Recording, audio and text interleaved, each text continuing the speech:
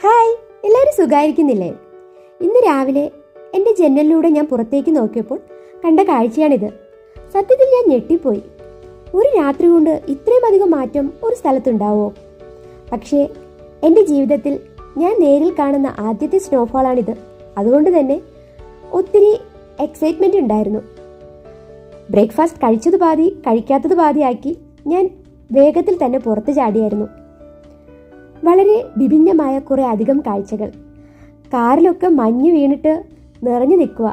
So ഞാൻ വെറുതെ അതൊക്കെ ഇങ്ങനെ എടുത്ത് ആ ഉരുളകളാക്കിയൊക്കെ കളിച്ചോട്ടോ. കുറച്ചധികം കുഞ്ഞു മക്കൾ നമ്മുടെ സ്വെറ്ററൊക്കെ ഇട്ടിട്ട് അങ്ങോട്ടും ഇങ്ങോട്ടും മഞ്ഞൊക്കെ വാരി കളിക്കുന്നത് ഞാൻ കണ്ടായിരുന്നു.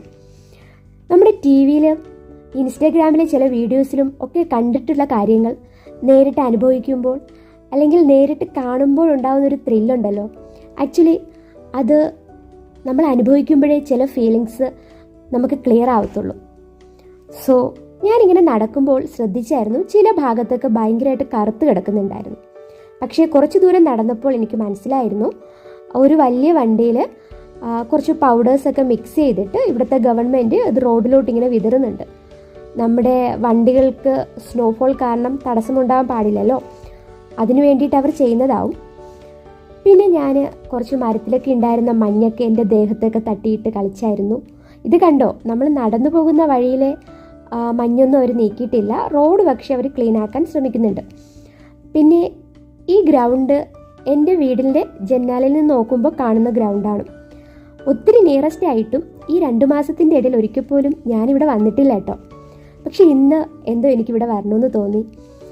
ഇന്ന് രാവിലെ ഇവിടെ കുറേ അധികം കുഞ്ഞു കുട്ടികൾ കളിക്കുന്നുണ്ടായിരുന്നു. പക്ഷെ ഇപ്പം ആരും ഇല്ല കേട്ടോ. ഇവിടെ കുറച്ച് നേരം ഞാനിങ്ങനെ സ്പെൻഡ് ചെയ്തു. പിന്നെ വീട്ടിൽ വന്നു ചൂരമീനും ചോറും പിന്നെ ഒരു ബുൾസയും പിന്നെ രസവും വെച്ച് നല്ലൊരു ഉച്ചയൂണൊക്കെ കഴിച്ചു. അപ്പോൾ ഇത്രയേ ഉള്ളൂ. ബൈ ബൈ, എല്ലാവരും സുഖമായിരുന്നോളൂ.